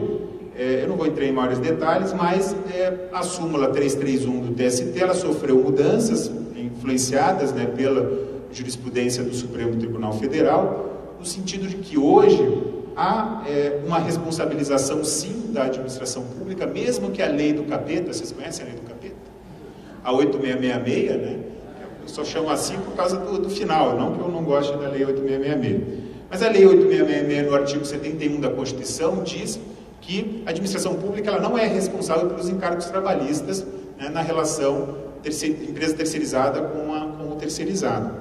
Só que daí o Supremo Tribunal Federal entendeu que esse dispositivo ele é constitucional, só que ele influenciou daí uma mudança na súmula 331 do TST, no sentido de que, se a administração pública tem uma atuação culposa nessa terceirização, se ela não faz uma vigilância necessária, acompanha vigilando, ou se ela não fez uma escolha boa na hora da licitação dessa empresa terceirizada, ela também pode, de forma culposa, ser responsabilizada na questão trabalhista. Isso foi uma mudança recente na súmula 331. Três questõezinhas rápidas que eu gostaria de tratar no final, para depois a gente, se der tempo, não sei, fazer um debate. A questão da lei de responsabilidade fiscal. Terceirização ilícita e desvio de função é burla, né, nessas situações.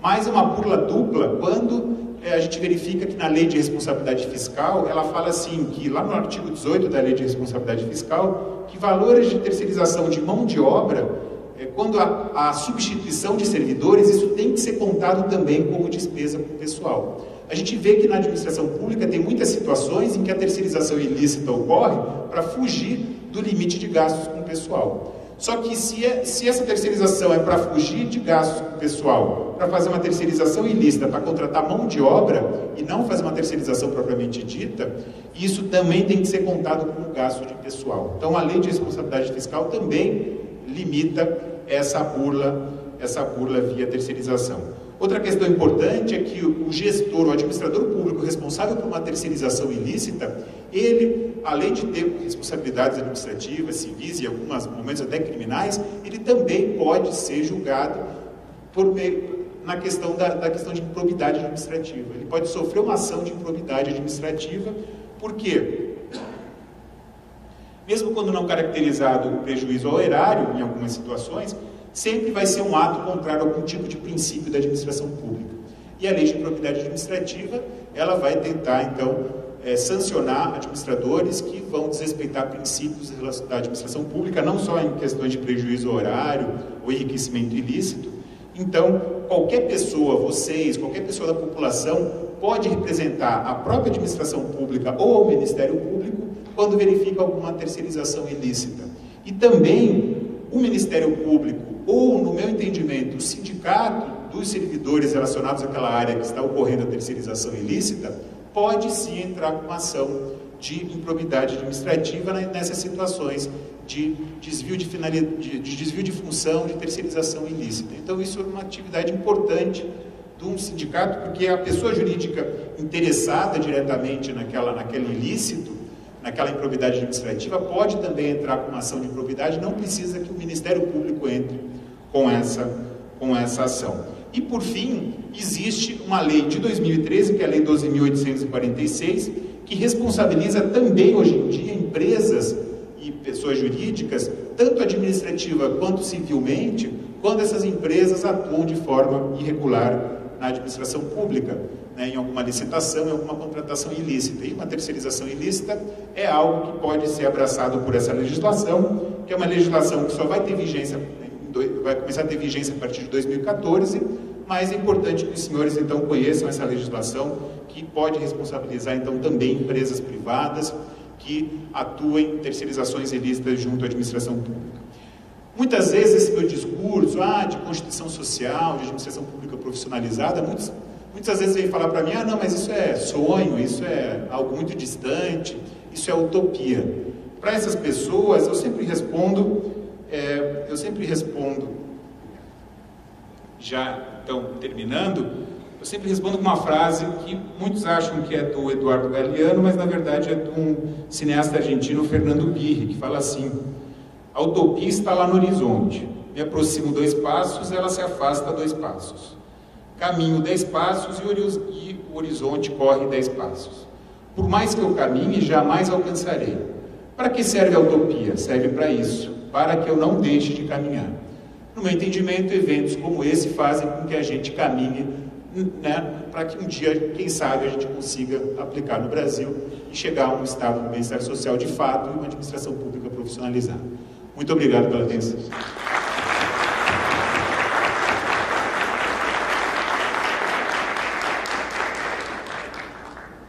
Agradecemos aqui as brilhantes palavras do Dr. Tarso. Passo a palavra agora à doutora Daniela Murada para as considerações. Bem, boa tarde a todos. Em primeiro lugar, eu gostaria de dizer da minha alegria de estar aqui. Nós temos um passarinho no ambiente, dizem que quando o passarinho está no ambiente, é sorte. Eu tenho sorte de estar aqui com vocês, e por isso eu quero agradecer a Sara Campos, a doutor Joelson, a alegria de proporcionar estar aqui com o passarinho e com vocês. Bem, também tenho a agradecer ao Dr. Marcos Vinícius Volpato, pelo Sinfaz, né, para além da comissão acadêmica e consultora, a oportunidade de realizar um evento deste porte que congrega pessoas em torno de assuntos de maior relevo para a República Brasileira. Bem, e quando se fala, no meu caso, em terceirização, eu vou me valer, aliás, vou parafrasear Guimarães Rosa, dizendo que a terceirização é um sussurro sem som. Sem som mesmo, né? É um sussurro sem som. Aonde a gente se lembra daquilo. Ele diz que nunca, eu digo sempre, soubemos. Na verdade, a terceirização é, como já enfatizado pelo Dr. Joelson, enfim, pelo nosso palestrante da mesa também, ele é fruto de um estado que é chamado estado gerencial. E aí temos que lembrar que o estado gerencial, ele é um reflexo daquele elemento antropológico cultural brasileiro do chamado patrimonialismo, porque ele tem por cerne o problema da coisa pública. Quando se fala em patrimonialismo, por vezes se fala no uso da coisa pública para fins privados, mas também é expressão do patrimonialismo a incorporação de elementos da iniciativa privada pelo Estado, subjugando ou subvertendo o uso da coisa pública. E por que eu chamo a atenção disso? Porque a terceirização, ela surge no momento, lá em 1967, como uma figura estimulada pela chamada desconcentração administrativa. O Decreto-Lei 200 de 67 estabeleceu por princípio o estímulo à subcontratação de atividades meramente executórias, dizendo que sempre que possível, para fins de limitação do custeio e para limitação dos gastos orçamentários, que o Estado haveria de contratar com a iniciativa privada a execução das chamadas atividades não essenciais do Estado. Em 1970, esse princípio ele é reafirmado através da Lei 5645, inclusive, a título exemplificativo, quais seriam as atividades passíveis de terceirização no setor público. Em 1997, houve a revogação da lei de 1970, e isso pode parecer, a princípio, né, que o Estado brasileiro estava se reorientando com relação ao Estado gerencial, mas, paradoxalmente, nesse momento é o momento em que se aprofunda a terceirização do Estado brasileiro. E por quê? Porque a partir daí, e esse me parece o significado mais profundo da revogação da Lei 5.645, a terceirização deixa de ser um estímulo e passa a ser utilizado como elemento estrutural do Estado. A Lei de Responsabilidade Fiscal claramente colaborou com isso. À medida em que se tem a limitação de custeio da despesa de pessoal e, para fins orçamentários contábeis, a não inclusão dos valores de contratação de terceirizados licitamente estabelecidos, né, licitamente vinculados, dentro dessas limitações, a terceirização passa a ser um instrumento obrigatório para enfrentamento dos desafios do Estado. Então, me parece que nos anos, final dos anos 90, início dos anos 2000, a terceirização passa para um novo momento histórico dentro do Estado brasileiro, incorporando os princípios da eficiência, aprofundando os elementos do Estado gerencial. A terceirização deixa de ser uma orientação e passa a ser estruturalmente obrigatória no nosso regime. E isso é muito sério. E por que é muito sério? Porque a terceirização, ela forma vínculos precários com a administração pública através de empresas contratantes. Por mais que se fale na terceirização de serviços, ao termo de todo o processo, nós temos uma pessoa humana que está ali precariamente vinculada.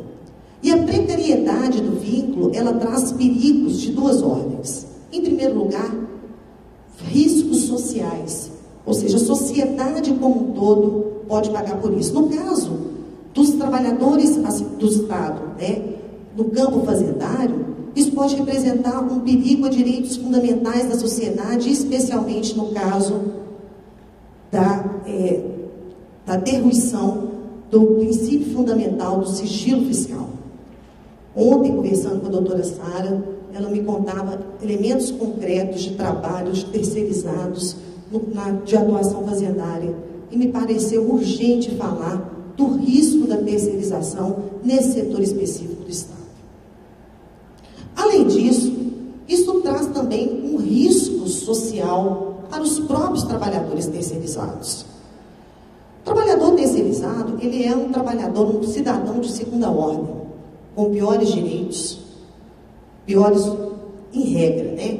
Piores valores salariais, com jornada de trabalho superior, com sindicatos mais frágeis, com maior índice de acidente e morte pelo trabalho. E isso se repete, esses dados, que são catalogados, inclusive, pelo DIEESE, eles mostram que essa perversidade do trabalho terceirizado não está só na iniciativa privada, mas também no setor público. Há dados escandalosos quantificados em empresas públicas e sociedades de economia mista.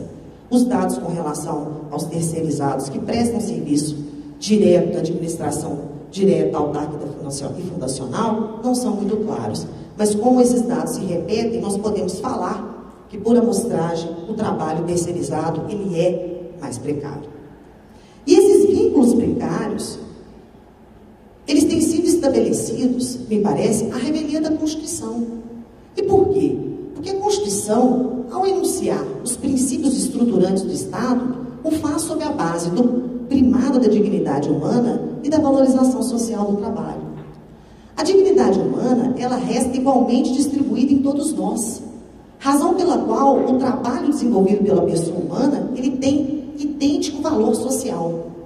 Com isso eu quero dizer que o trabalho daquele que faz a limpeza ou conservação, da faxineira, é, do ponto de vista constitucional, tão valioso quanto aquele executado por um agente do Estado. E nessa perspectiva, seria inconstitucional dar um tratamento jurídico diferenciado entre aqueles que estão executando atividades intelectuais ou atividades fim ou atividades essenciais do Estado e aquelas atividades de suporte. O artigo 7º, inciso 32, ele é um desdobramento do princípio da igual dignidade humana e do igual valor social do trabalho, proibindo, para fins de mercado de trabalho, a proibição ou a distinção, para fins de vinculação em direitos, entre os trabalhadores intelectuais, manuais e técnicos, ou entre profissionais respectivos. Esse dispositivo me parece tornar claro, né, uma inconstitucionalidade por ação que tem sido tolerada, naturalizada na nossa sociedade, que é a terceirização do setor público. Eu, particularmente, tenho sido crítica da figura da terceirização, tanto na iniciativa privada quanto no setor público. E me parece que, por mais que a gente tente mitigar os efeitos perversos da terceirização, mais importante é na raiz do problema. A terceirização ela é incompatível com o nosso regime constitucional. Bem, além disso, quando se tem a execução de uma atividade em desvio de função, o que é estimulado pela própria estrutura, à medida em que a alimentação orçamentária e o Estado tem que enfrentar os seus desafios diários e, por vezes, fazem desvio de função dos trabalhadores terceirizados, há um enfrentamento inadequado desta situação pelo judiciário brasileiro. Infelizmente, nós temos que falar isso. Reconhecendo o primado do concurso público, o Tribunal Superior do Trabalho não reconhece o vínculo direto de emprego desse trabalhador ilicitamente terceirizado, reconhecendo apenas parcos direitos para ele. A súmula 363 do TST só reconhece aquele que tem contratação irregular no serviço público o direito ao salário proporcional à jornada de trabalho executada e o fundo de garantia por tempo de serviço. Sendo que esta é uma situação paradoxal porque, estruturalmente, o serviço público é dependente desse trabalhador terceirizado. E não por culpa dele, mas por culpa da estrutura e do sistema, é que ele está em desvio funcional. Considerando o princípio da boa-fé, até alguns princípios do próprio direito administrativo, o princípio da aparência, se tem, por vezes, em algumas turmas do Tribunal Superior do Trabalho, afastado da aplicação dessa súmula e reconhecendo todos os direitos, inclusive alguns direitos fundamentais, direitos previdenciários, direito a descansos como férias, repousos semanais, enfim, a esses trabalhadores que, em desvio de função, por conta de uma estrutura normativa e de mentalidade de Estado, têm prestado serviço a toda a sociedade. E dentro desta mesma linha, o Tribunal Superior do Trabalho, me parecendo já apontar para um mecanismo de superação desse tipo de discriminação que se faz no mercado de trabalho, busca retificar, do ponto de vista salarial, estas desigualdades da terceirização estruturada, da terceirização imposta pelo sistema. E a OJ 383 da STI 1 do TST tem assegurado a isonomia salarial entre o trabalhador terceirizado e aquele que presta a mesma atividade no serviço público. Só que, no entanto, isso é quimérico, porque, como nós acabamos de ouvir, a terceirização ela se faz normalmente sem correspondência, ou seja, as atividades executadas pelo terceirizado, ele se faz sem uma correspondência estrita e precisa com outros trabalhadores do Estado, por vezes acumulando atividades variadas que são desenvolvidas de modo muito bem delimitado pelos trabalhadores a serviço do Estado. Então, por vezes, por falta de paradigma, o sentido da isonomia salarial ele fica esvaziado. Então, portanto, por mais que se tenha hoje o reconhecimento de uma terceirização estruturada e que se busque mitigar os efeitos perversos dessa terceirização estruturada, todos esses elementos, o chamado controle civilizatório dessa terceirização humanizada dentro da administração pública, eles são insuficientes para os verdadeiros perigos e para os verdadeiros desafios dentro dessa terceirização. Razão pela qual eu, como debatedora, tenho que, na minha opinião, a opinião acadêmica estruturada já a partir de alguns anos de estudo, eu entendo que não adianta tentar consertar aquilo que é inconsertável. A terceirização do setor público, ela é um perigo para a sociedade, para o próprio trabalhador e para o próprio Estado. E, portanto, ela tem que ser combatida na origem, ela tem que ser entendida como um mecanismo inconciliável com o regime republicano e os princípios maiores da nossa Constituição. Para terminar, que meu tempo já está esgotado, Eu tenho só que salientar que os perigos de uma terceirização desenfreada hoje estão presentes na sociedade brasileira. Tramitam 2 projetos de lei, PLL 4330, de autoria do deputado Santo Abel, de Goiás, e o PLS 87, de autoria do então senador Eduardo Azeredo, no Senado Federal, que vão permitir uma terceirização desenfreada, inclusive no setor público, nas empresas públicas e sociedades de economia mista. Além disso, outros mecanismos de terceirização aprofundada estão sendo também presenciadas no Brasil, especialmente a terceirização por vias de empresas públicas, ou seja, a terceirização dentro do próprio Estado, com grave quebra do regime jurídico único. A terceirização, ela não pode ser entendida fora dessa ideia, de um Estado desumanizado.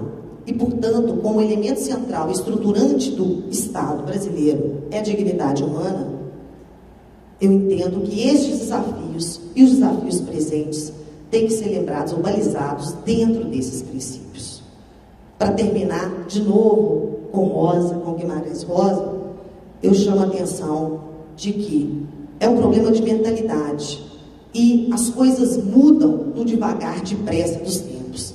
Eu espero que em próximos eventos como este, nós estejamos lembrando da época em que a terceirização existia e não existe mais. Oxalá esta seja uma realidade e o futuro da nossa sociedade. Obrigada.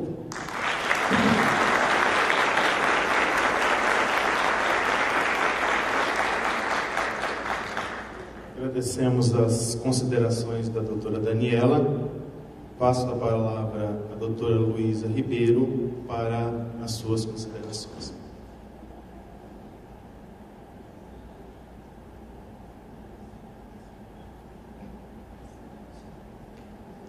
Boa tarde a todos e a todos. Gostaria de cumprimentar os integrantes dessa mesa, na pessoa do presidente, doutor Tarso, doutora Daniela, com quem eu fico muito honrada por compartilhar esse painel. E dando prosseguimento às considerações a respeito do tema, eu gostaria de dar um especial enfoque sobre a administração pública e sobre a administração tributária, com a qual nós temos, através do Sinfaz e no cotidiano dos servidores da Secretaria de Fazenda, vivenciado esses problemas relacionados à terceirização ilícita e ao desvio de função. Nós sabemos que a terceirização ilícita e o desvio de função são práticas reiteradas, permanentes, que estão se tornando cada dia mais presentes na realidade da administração pública. Atribuições típicas, essenciais, que por dispositivo constitucional deveriam ser desempenhadas por servidores ocupantes de cargos públicos, passaram a ser delegadas para indivíduos estranhos a esses quadros.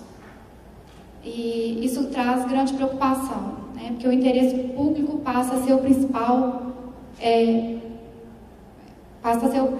atingido.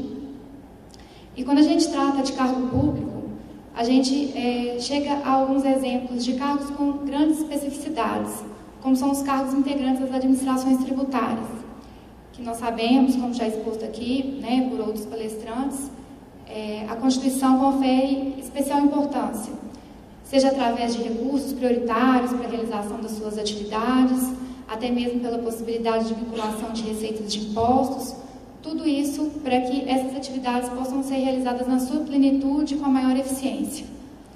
E é importante também fazer um link com os temas que já foram tratados aqui em outros painéis. A capacitação dos servidores, a valorização, a PEC 186 com o objetivo de fortalecer essas carreiras. Só que aí nós nos deparamos com um grande problema. Essas atribuições estão sendo realizadas de fato pelos servidores integrantes dessas carreiras ou por servidores totalmente inabilitados, deslegitimados. E quando nós nos deparamos com essas atividades e investigamos o conteúdo delas, não podemos nos desvirtuar da essencialidade, que são atividades típicas e essenciais para o Estado, porque não buscam apenas garantir o próprio aparato, mas buscam garantir as necessidades coletivas. E aí surge a grande indagação, né? Como essas atividades passam a ser exercidas por servidores que não estão pertencentes a essas carreiras. Aqui em Minas Gerais, especificamente na administração tributária, esse problema está sendo vivenciado de forma muito grave. Além da terceirização ilícita, ocorre o desvio de função, ocorrem extensões irregulares. O que a gente percebe é que inúmeros indivíduos estão sendo introduzidos dentro das administrações tributárias para exercer as atribuições que, por lei e por força da Constituição, né, são conferidas aos auditores e gestores, assim como em várias outras atribuições tributárias de outros entes. E até mesmo por essas prerrogativas e peculiaridades que são originárias até da Constituição, as leis dessas carreiras são muito específicas e conferem características especiais para esses cargos e para esses servidores, né? Seja quanto as características para a sua investidura, seja ao seu regime de dedicação exclusiva, aos seus impedimentos, ao regime disciplinar, que apesar de ser aplicado a todos os servidores, né, tem que ser levantado, porque quando nós voltamos aos indivíduos terceirizados, aos servidores que ficam em desvio de função, pode ser que os mesmos critérios não estejam sendo aplicados. E aí nós já passamos a constatar os prejuízos, né, que nós sabemos que existe tanto para aqueles que estão nessa irregularidade, enquanto terceirizados, enquanto servidores em desvio de função, mas também para a administração pública, do ponto de vista da eficiência, do ponto de vista, né, do objetivo que se quer obter com a realização dessas atividades. Então, em especial, né, no âmbito da administração pública, especialmente por estar diretamente relacionado com a concepção das políticas públicas, esse problema ele se torna ainda mais grave. Aqui, como mencionado pela doutora Daniela, esse problema corre o risco de se acentuar, né, pelo PL 4330 de 2004, que está sofrendo uma tramitação mais ativista nesse momento no Congresso Nacional. PL esse que, com o objetivo de regulamentar os direitos dos trabalhadores terceirizados, pretende disseminar a prática da terceirização, tanto para atividades fins como para atividades meio, né, sem querer também fazer uma diferenciação sobre esse ponto. O que vai permitir com que as terceirizações que já são regulares na administração sejam estendidas, né, gerando ainda mais prejuízos. E com isso, não é difícil enumerar várias implicações desse fenômeno, como a intensificação da precarização das relações de trabalho, né, em consideração dos direitos trabalhistas que esses indivíduos terceirizados passam a perder, a desvalorização do trabalho, da dignidade da pessoa humana, né, da possibilidade de propiciar o apadrinhamento político, a prática do nepotismo. Temos também o risco de inadimplemento, com a consagração apenas da responsabilidade subsidiária em detrimento da responsabilidade solidária, a possibilidade de quarteirizar também essas atividades, que é um risco ainda maior e mais prejudicial, e até mesmo as relações sindicais, né? Como nós estamos aqui em um evento promovido, né, pela iniciativa do Sinfaz, é importante a gente também notar que esse fenômeno também vai enfraquecer as relações sindicais, porque os trabalhadores terceirizados não vão partir e vão se identificar por categorias, né, mas vão se identificar pelo quesito terceirização. Então, as lutas, as pautas podem não mais coincidir e, com isso, enfraquecer, o que é muito prejudicial, porque a gente sabe que a categoria dos trabalhadores e dos servidores é a relação hipossuficiente do trabalho.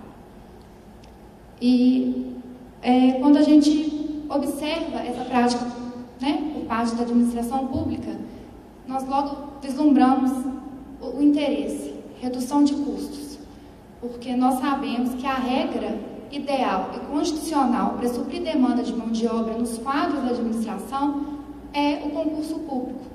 para prover os cargos através dos seus requisitos, através, né, das suas exigências, para propiciar que todos aqueles que têm interesse possam se candidatar aos postos públicos e também para garantir que a administração tenha apenas os mais capacitados, os mais bem preparados, né, porque esse é o objetivo, para se obter eficiência na realização das atividades e atribuições públicas, né, e para seguir os objetivos e as necessidades públicas como o fim de tudo isso. E é muito triste verificar que, apesar dessa intenção de redução de custos, porque a gente sabe que a utilização de terceirização ilícita ou o desvio de função em relação a cargos, inclusive integrantes da própria administração, pode trazer redução de custos, né? Ao mesmo tempo em que traz o enriquecimento ilícito sem causa para a administração. Na medida em que indivíduos, né, que estão a desenvolver atividades complexas sem a devida remuneração, sem os direitos trabalhistas, previdenciários que lhes seriam devidos. E, por outro lado, né, a gente vê, como já também citado aqui pelos palestrantes que me antecederam, a grave ofensa ao concurso público, ao mérito, que é o critério, né, instituído pela Constituição para selecionar servidores, empregados, para constituir seus quadros. E como eu havia dito, esse problema aqui em Minas Gerais ele tem sido discutido e trabalhado há muito tempo pelo Sinfas, enquanto entidade sindical representante da categoria, e também a demandas individuais que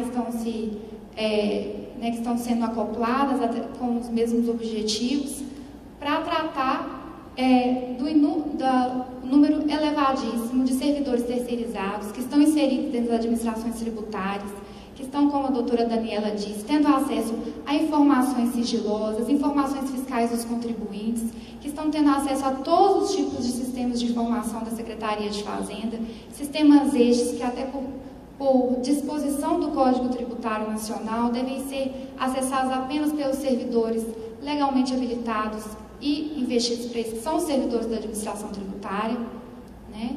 E, além disso, a gente verifica que cada vez mais fica desproporcional o número de servidores integrantes do grupo das atividades da tributação, da fiscalização e da arrecadação em relação a cargos de nível médio, cuja remuneração, de certa forma, é inferior, e também, paralelamente, a concessão de atividades intrínsecas a esse grupo de atividades para esses cargos, que, infelizmente, não têm toda a capacidade de qualificação para o exercício dessas funções.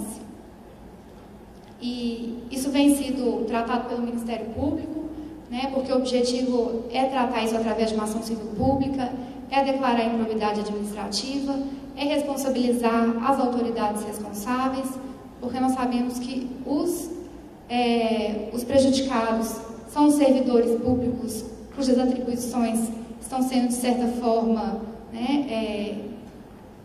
retiradas. São prejuízos também para os terceirizados, servidores em desvio de função e para a coletividade em geral, porque esse problema, em última instância, leva ao prejuízo do interesse público, né, e ao interesse da coletividade. Então, com essas palavras, eu encerro minha fala. Muito obrigada pela atenção.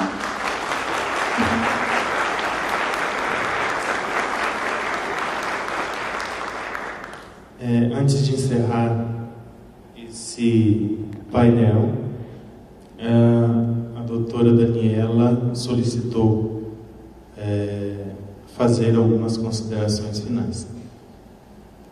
Na verdade, é muito breve. Considerando toda a implicação para a administração fazendária, para a sociedade, considerando tudo isso que foi apresentado nessa mesa, e sabendo que será redigida a Carta de Minas, e considerando ainda os perigos reais para a aprovação desses dois projetos de lei que andam tramitando a toque de caixa no Congresso Nacional, eu gostaria de propor aos senhores estudar, fazer uma moção dentro desse Congresso, que vai ter tanta repercussão no Congresso Nacional, em contrariedade ao projeto de lei 4330 de 2004, e ao projeto de lei do Senado Federal 87/2006, de autoria do então senador Eduardo Azeredo, à medida em que esses dois projetos de lei permitiriam ampliar a terceirização no setor público para qualquer atividade especializada,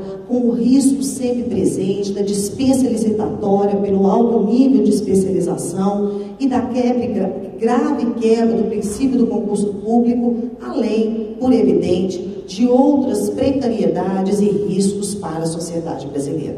Então, eu gostaria de pedir aos senhores que considerassem explicitamente na Carta de Minas ou em texto apartado com uma contrariedade do Sinfaz, das outras entidades aqui representadas, para que fosse encaminhada a cada um dos congressistas brasileiros e para que eles soubessem que isso pode ser um dilema, e um dilema também sob a ótica da administração e dos servidores do Estado no campo tributário. Obrigada.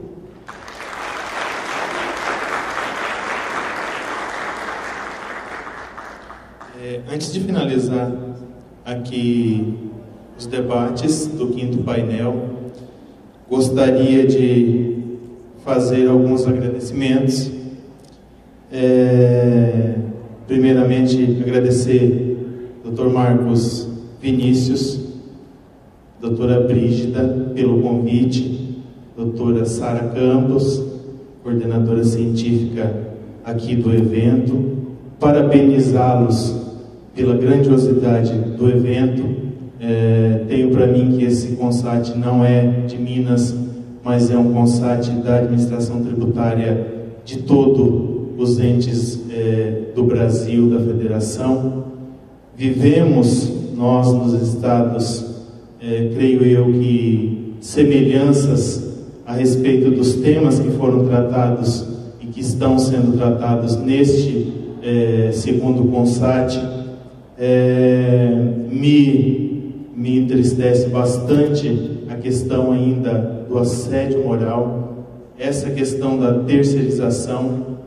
No meu estado, isso é vivido de forma bastante clara. Passamos um período de 5 ou 6 anos que pode ser considerado uma ditadura tributária no estado. Tivemos alguns avanços, mas ainda a administração tributária no Paraná é muito centrada na questão ideológica dos auditores fiscais, especificamente como melhoria de carreira e não como instituição fazendária. Gostaria de parabenizar a coordenação do evento pelo brilhantismo, pelo alto nível dos debatentes.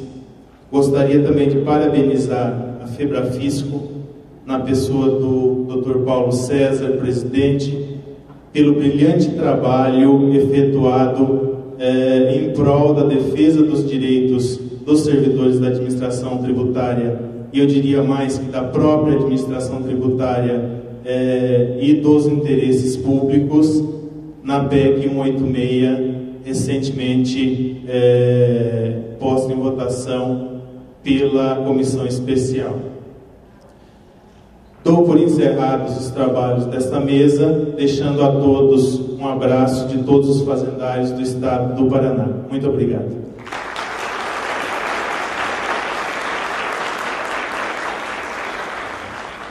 Agradecemos a participação de todos, desejamos uma boa noite